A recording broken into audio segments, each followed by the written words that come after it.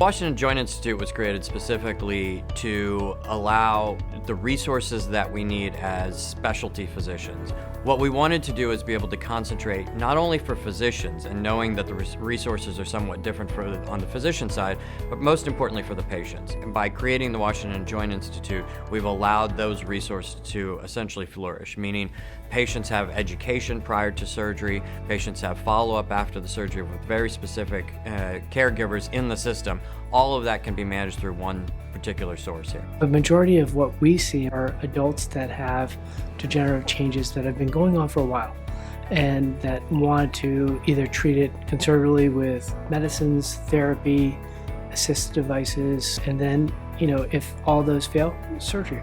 The Washington Joint Institute is designed to kind of have that whole comprehensive approach to arthritis from the time they walk into the office, from the time they walk out healed after their joint replacement.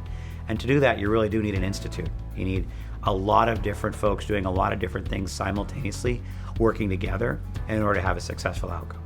I think the best thing about orthopedics is you have a very motivated group of patients. They want to get better, especially patients who are into their sports. They understand why they're coming in for treatment or why they're doing their physical therapy or why they might need surgery to get them back to full function so they can go out and enjoy what they want to do.